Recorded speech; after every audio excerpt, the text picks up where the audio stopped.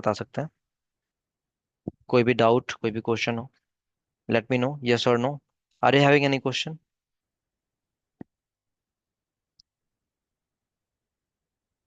कोई क्वेश्चन नहीं?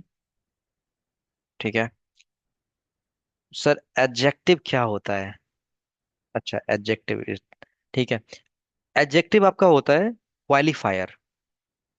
इसको जैसे आपने अगर हिंदी में सुना हो बचपन में, तो बोलते हैं विशेषण, है ना?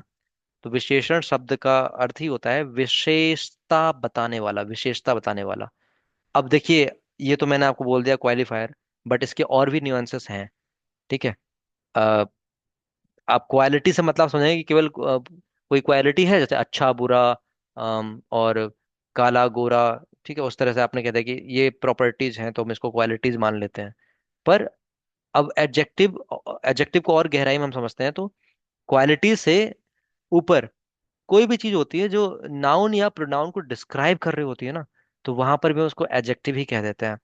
या फिर कभी कभी जो आपके डेमोन्स्ट्रेटिव प्रोनाउन होते हैं, वो भी as as an adjective use हो जाते हैं। जैसे दिस बॉय। ठीक है। This boy. ठीक है।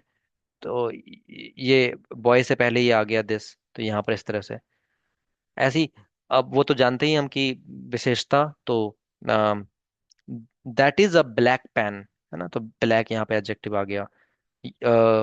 यू आर हैंडसम, तो हैंडसम आपका एडजेक्टिव हो गया।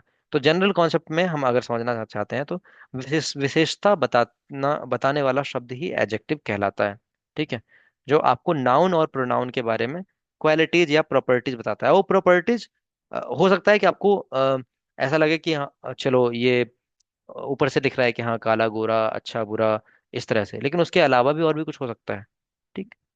तो वहां पर हम और गहराई में अगर समझते हैं तो एडजेक्टिव नाउन और प्रोनाउन को डिस्क्राइब करने के लिए यूज होता है। ठीक। एक डेफिनेशन ये हो गया कि adjective is a word that qualifies a noun और प्रोनाउन। बट मैं और बेटर वे में बोलूं तो an adjective is a word that describes और मॉडिफाइज अ नाउन और प्रोनाउन। ठीक है। क्योंकि वो डिस्क्राइब कर रहा है एक्चुअली में। ठीक है, तो दो तरह के डेफिनेशन हो गए। मोर सटल वे में हम कह सकते हैं डिस्क्राइब ही कर रहा है। ठीक। चलिए।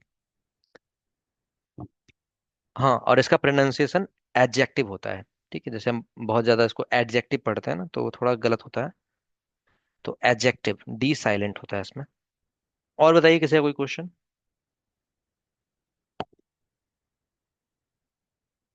ऐसे ही अभी देखिए, यहाँ पे आपने एडजेक्टिव का पूछा है तो मुझे एडजेक्टिव से एडवर्ब याद आ रहा है। एडवर्ब, है ना?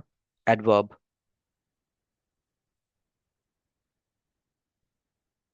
एडवर्ब समझ सकते हैं, बताइए। अब आपको मैंने बोला कि नाउन और प्रोनाउन को क्वालिफाई करने वाला है, डिस्क्राइब करने वाला एडजेक्टिव है, तो आप सोच के बताइए कि एडवर्ब क्या हो सकता है। तुक्का मारिए। एडवर्ब। एडवर्ब क्या हो सकता है? सोचिए, बताइए। अनम्यूट कीजिए, बताइए। सावन जी, आप बता सर रहे वर्ब की विशेषता बताने के लिए ऐसा कुछ वर्ब की। हैं? वर्ब की विशेषता, अब इसको थोड़ा और एम्फेसाइज करके मोर स्पेसिफिक कीजिए। तो विशेषता से और क्या जा सकते हैं? डिस्क्राइब या फिर मॉडिफाई करना। मॉडिफाई मतलब उसी को और ज्यादा अच्छे से बताना। जैसे अब एग्जांपल से समझाता हूँ आपको। मैं बोलूँ I am talking to you nicely, या I am talking to you politely. तो यहां पर आप मुझे बता सकते हैं कि एडवर्ब कहाँ पर है? सोचिए, समझिए, बताइए। टॉकिंग टू यू तो मैंने बोल दिया, तो क्या है? Politely sir. पोलाइटली। पोलाइटली क्या कर रहा है या सॉफ्टली क्या कर रहा है? ये बता रहा है कि मैं आपसे बात कर रहा हूँ, ये मेरा एक एक्शन है, वर्ब है, राइट? पर मैं उसको कैसे जी कर सर। रहा हूँ? है ना? सॉफ्टली कर रहा हूँ, पोलाइटली कर रहा हूँ, विनम्रता से कर रहा हूँ। तो ये हो गया। एक हिसाब से सर वर्ब को अलंकृत करता है आ, या। नहीं, अलंकृत एक अलग वो हो जाएगा। अम, अलंकृत फिर पूरे पूरे वो अलग सेटअप, वो पोएटिक डिवाइस में चले जाएंगे, लिटरेरी डिवाइस में। यहाँ पे बोल सकते हैं। हम्म, हाँ, समझने के लिए आप बोल रहे हैं कि अलंकृत कर रहा है, मतलब उसको एक तरह से मीनिंग दे रहा है, मोर मोर मीनिंगफुल बना रहा है, तो वो बोल सकते हैं। ठीक। जी। हाँ। क्योंकि अलंकार फिर बहुत अलग चीज हो जाती है ना उसमें, क्योंकि वर्ड्स और उसमें साउंड का भी फिर होता है।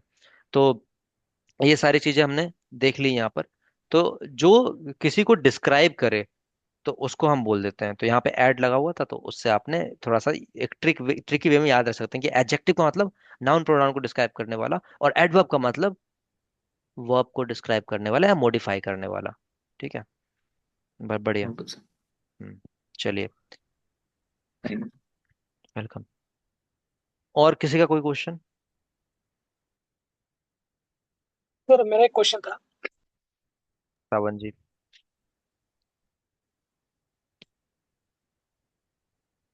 M audible sir? हाँ हाँ हाँ, बताइए। सर अभी टाइप करके भी मैंने डाला था। जैसे आपके पास कितना पैसा है, तो एक मूवी में ऐसे ही सुना था कि how much money you have, but structure के हिसाब से अगर देखा जाए तो अलग होगा ना सर। तो मच कहाँ पर बैठेगा सर? कैसे हम स्ट्रक्चर के हम्म, हिसाब से अगर बहुत उसको बढ़िया, लिखना होगा तो कैसे बोल सकते हैं? बहुत बढ़िया क्वेश्चन है। अभी मैं जो आपको डिफरेंस बता रहा था, ये उसी का एक एग्जांपल है। मैंने आपसे कहा था कि ये लैंग्वेज के बेसिस पे आप एक चीज को एक्सेप्ट करोगे, गलत नहीं कहोगे। How much money you have बिल्कुल सही है, नो प्रॉब्लम। लैंग्वेज के बेस पे आप एक्सेप्ट करते हैं, गलत नहीं है। पर अब स्ट्रक्चर के बेस पे आप पूछ रहे हैं कैसे करेंगे, तो ऑफ कोर्स यहाँ पे एक चीज कमी लग रही है, हेल्पिंग वर्ब की। अब हैव वाले में हेल्पिंग वर्ब क्या लगता था, आप ही बताइए। जहाँ पे हैव और हैज का यूज करते थे, वो हेल्पिंग वर्ब क्या थी? भूल गए?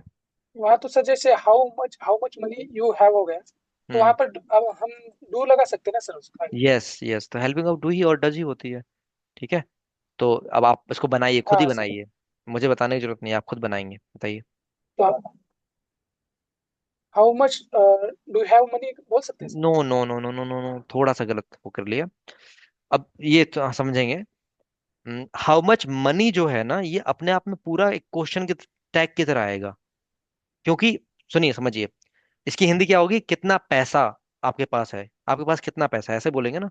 आपके पास कितना पैसा है, तो ये कितना पैसा हाँ जो है सर। ना, ये कितना पैसा है ना, ये पूरा क्वेश्चन वर्ड का काम करेगा।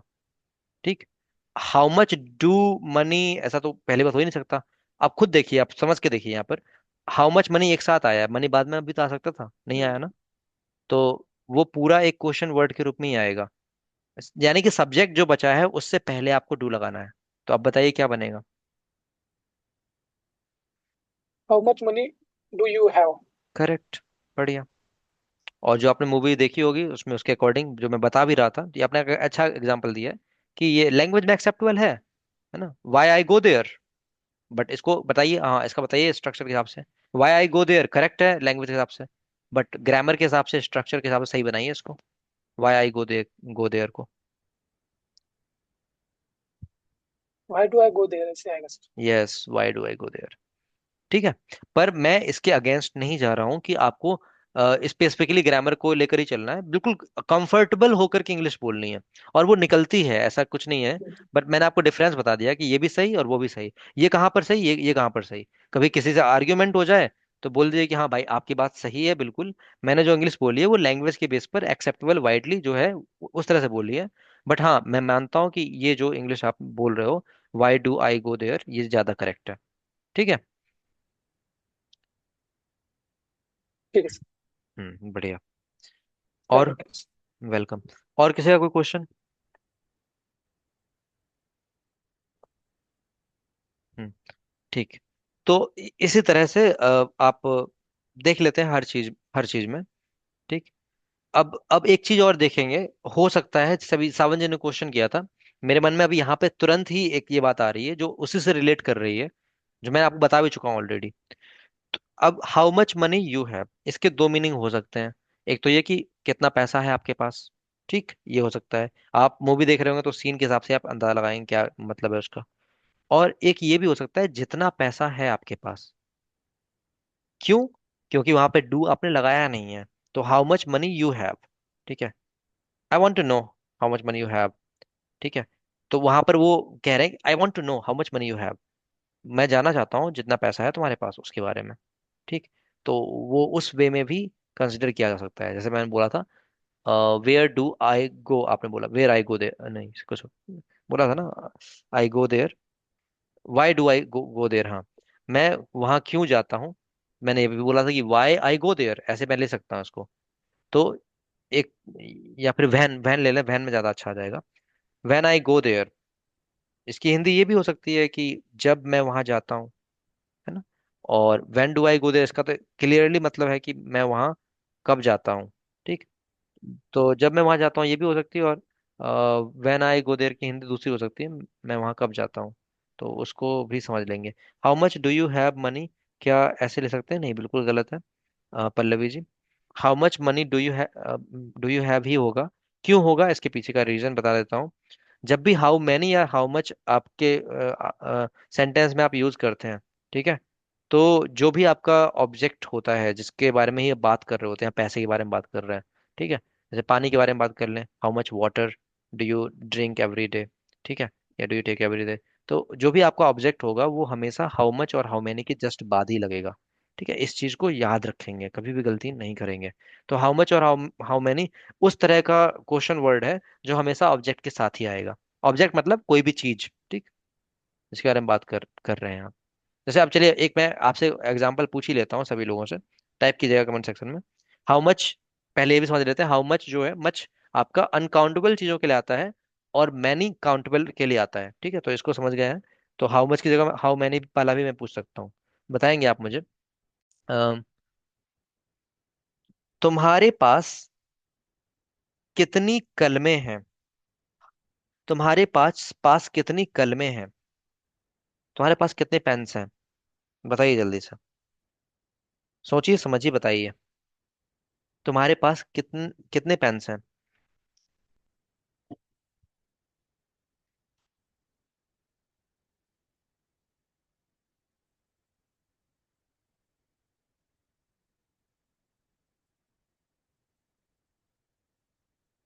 हम्म, बहुत बढ़िया, सभी लोगों का आंसर आया सही। How many pens do you have, correct.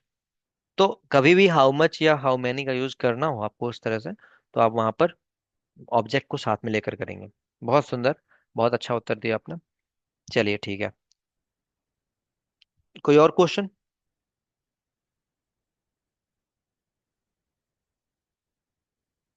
ठीक है, चलिए, अभी कोई क्वेश्चन नहीं किसी का। हम्म, तो अब हम प्रैक्टिस करते हैं। अ, शुरू करते हैं सुरजीत जी से। Surjit ji, unmute yourself. Yes sir. Yes. So Surjit good. जी, very good evening. Yes Surjit ji, kindly give your brief introduction to us. Sir, introduction sir. I little forgot, but I'm trying to. Okay, I am trying my best, ये बोल सकते हैं आप यहाँ पे। I'm trying. Yes sir. So my name is Surjit Singh. I am from Balrampur district, Uttar Pradesh. Uh, my father's name is Amresh Bahadur Singh. He is a farmer, and my mother's name is Anshu Singh. She is a teacher. Uh, I have uh, I have three siblings, include me, one brother and one sister. Including me, Uh, including me. including. Okay, sir. Uh, Currently, I live in Alwar, and uh, I live in Alwar for job purpose. Uh, I I doing job in I doing job in a organization. Which name is Varun Beverage Limited. Wait wait, I am doing job बोला आपने, ये भी बिल्कुल सही है। I doing नहीं, I am हो जाएगा, या I am working in, direct बोल दीजिए, I am working in. I am working in Varun Beverage Limited, correct. uh, Alwar, Rajasthan, uh, in which some packaging, food packaging material produce, and in which some packaging material produce, and I posted on production executive post, am post posted on. कहना दो बार। Okay sir. I am posted on, I या फिर एक और प्यारा सा word है यहाँ पर, आई एम हाँ designate, sir. I am designated as. Designated, designation होता है ना, डेजिनेशन जानते हैं, पोस्ट को ही हाँ बोलते हैं। तो हाँ हाँ आई एम हाँ। डेजिनेटेड एज, अपना पोस्ट बता सकते हैं आई आप। एम डेजिग्नेटेड, हाँ। Designated as. Okay sir. So I am designated as a production executive. I have 7 year experience in food packaging line. Mm. I have more. I have more motivated uh, and honest mm, to our job, to bring our job बोल सकते हैं sir, job को लेके। पूरा sentence बोलिएगा हिंदी में। मैं अपने जॉब को लेके बहुत ही ऑनेस्ट, ईमानदार हूँ, ऐसा। हाँ, I am very honest towards my job, या फिर फॉर माई जॉब, या फिर अबाउट माई जॉब, ये भी बोल सकते हैं, टुवर्ड्स माई जॉब भी सही है। Okay sir. So I am very honest towards my job, uh, and mm, what my friend wife, what my friend think about me. Uh, mm, my friend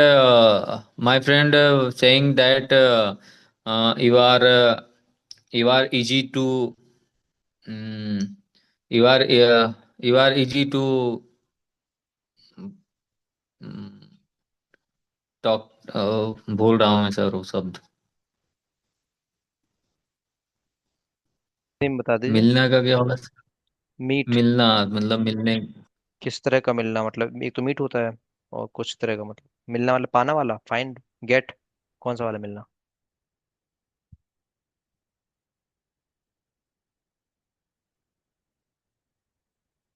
कौन सा वाला मिलना?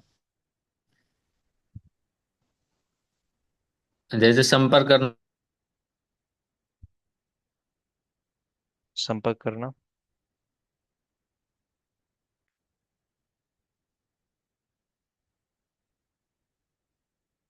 ओ, मिलने में।